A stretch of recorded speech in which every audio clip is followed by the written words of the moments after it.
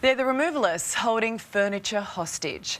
Families have paid tens of thousands of dollars, yet they have no idea where their belongings are until we track down the storage graveyard. I don't know how they sleep at night. I really don't know. Moving's stressful at the best of times, but try doing it with Ram Transport. Do you see how it looks? It looks a little bit dodgy. They're just cowboys. Can you put me on the driver? He's listening. Yep. Hello? No. Bud. Anjali. Get out of it. Has been nothing less than a horror story. Yeah. We believe him to be the owner. This removalist has made a quick exit, owing thousands of dollars and holding furniture hostage. I can't imagine the heartbreak that these people are facing. The company's even outsmarted the system. Well, ASIC says the director of Ram Transport lives here. No, man. I think you have some wrong address. It's like Ram Transport just disappeared, but what they didn't want us to find was this. A storage graveyard 55 k's out of Sydney, which has container after container of personal belongings, which they promised to deliver.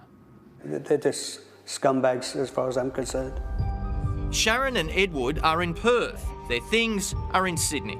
10, 13, 14,000 to Rams. After paying, Rams haven't delivered. It's been 9 weeks. All of a sudden the emails said to our beloved customers, we have gone bankrupt. At the same time, every trace of the company evaporated. We just didn't know what to do. So we just got in the car, held hands and came home and cried. All my beautiful dresses.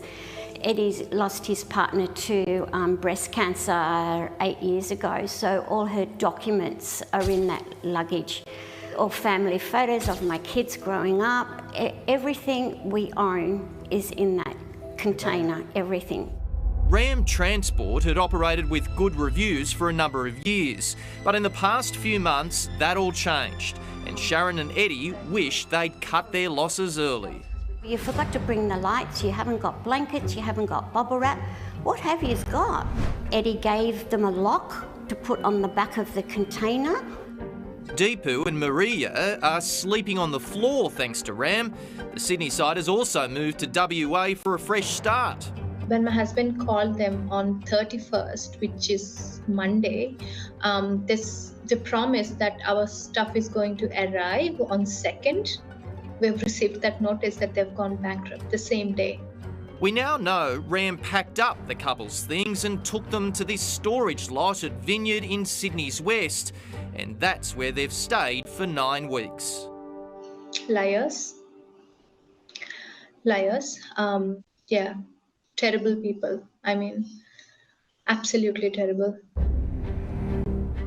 We couldn't believe our eyes when a Ram Transport truck drove into this storage yard while we were there.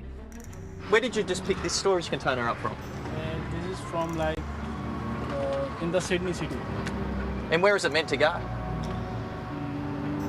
That I didn't know.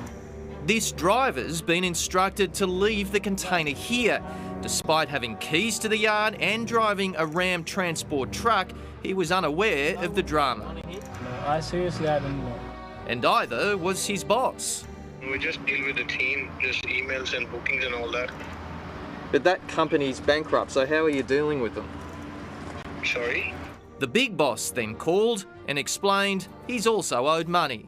Because we're going through a subby who give us the work. So we have So who's the subby? Who's the subcontractor? Javi Transport. And here's the twist.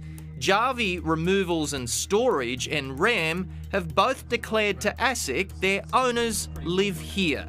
But I'm not the director or anything about Ram Transport. I think you have some wrong name or wrong address. Javi Removals and Storage went live on some of the country's biggest referral services 2 weeks ago. It has a different owner, but some of the same staff. We're not suggesting Javi has done anything wrong, but there are questions about its relationship. In its dying days, Ram Transport's official address changed to this lot in Melbourne. Witnesses say once a current affair made inquiries, workers showed up to take all valuables, including forklifts. Unfortunately, unlike other professions, plumbing, teaching, even to be a motor vehicle trader, there's no particular qualification, certification or licence you need to hold to be able to call yourself a removalist. Simone Hill from the Australian Furniture Removers Association says it's another example why the industry needs regulation. So we see lots of these shonky dealers. They've got a ute, they've got a small truck, they've got a couple of strong mates, and they're holding themselves out as being removalists. Ask questions. How long have they been in business? Do they have the backing of a national body? This is as close as I'm allowed to get to sit here and watch the new removalists unpack the storage container. With the help of a relative, Sharon and Jeff have retrieved their things, but they had to pay another removalist. All our savings is gone. So basically we'll have to, get money from our super to be able to rebuild. It makes you wonder how many livelihoods are in these containers. And RAM still hasn't formally declared insolvency. It's our memories, our emotions attached to it, our dreams attached to it.